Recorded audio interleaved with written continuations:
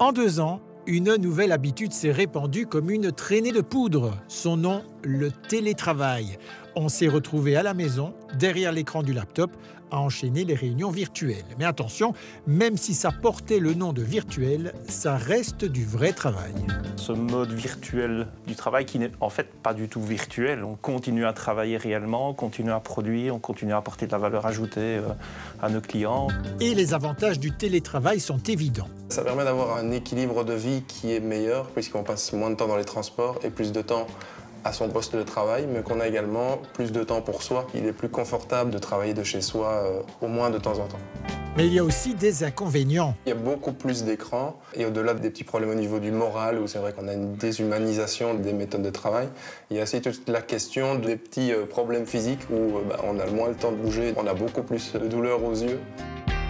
Quand on travaille dans un domaine d'activité où tout était déjà dématérialisé, le passage au télétravail peut sembler facile. Mais dans le public, ça a pu par moments être un énorme challenge. Ici à la CIL, qui gère le réseau de distribution d'eau de la région de Liège, on a préféré faire appel à une société extérieure. On a acheté des ordinateurs, des petits éléments sur lesquels on pouvait mettre notre clé USB, des chaises de bureau. Donc tout ce qui consistait à avoir un confort à la maison quasi similaire à celui du confort au travail. Mais il n'y a pas que le pratico-pratique. Le télétravail, c'est aussi prendre en compte le facteur humain. L'humain est un animal social. Si on commence à l'isoler durant une longue période, on va avoir une baisse de performance, recréer l'aspect social, faire du management à distance, c'est pas non plus évident de rester en contact avec ses équipes. Conscientiser les managers aussi sur cette nouvelle manière de devoir gérer leurs équipes. Et parmi les habitudes bien ancrées qu'il faut adapter, la gestion de l'espace et du temps. On a mis en place un petit outil qui permettait de simplement dire « je commence ma journée de travail », hop, je clique sur un bouton. Quand je fais ma pause, toilette, goûter, récré, je pousse sur mon petit bouton et à la fin de la journée, on clôture exactement de la même manière que quand on passe devant la pointeuse. Une chose qui me manque peut-être un peu, c'est la décompression de fin de journée, en fait, que je peux avoir durant mon trajet pour rentrer chez moi. Ici, là, je passais une porte et je me retrouvais directement chez moi avec la famille, avec toutes les demandes et ça, j'avais pas de période de décompression.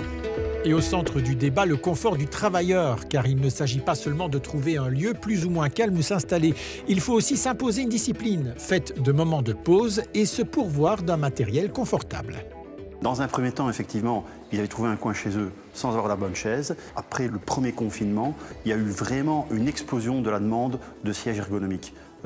On ne vendait plus que du siège ergonomique. Comptez environ 500 € pour une chaise ergonomique de marque, mais d'autres innovations existent pour préserver le dos.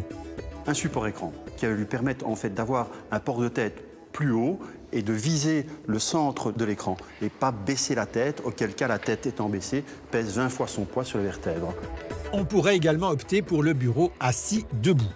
C'est un bureau qui permet de varier la position, de travailler à hauteur, voire de travailler debout. À ce moment-là, nous sommes en mouvement plutôt que de rester 8 heures par jour assis. Autre détail important, le rangement. Ce flight case style avion fait fureur pour cacher les classeurs qui envahiraient votre table de salle à manger.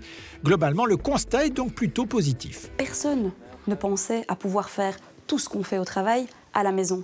Et finalement, de par les logiciels qui ont été mis en place et l'adaptation du rythme de travail et de la culture finalement d'entreprise a fait qu'ils pouvaient avoir une efficience similaire ou égale à celle qu'ils avaient. Souplesse des horaires, confort comme à la maison et même parfois au grand air, à condition de gérer l'équilibre avec du vrai présentiel et de vrais humains, le télétravail a encore de beaux jours devant lui.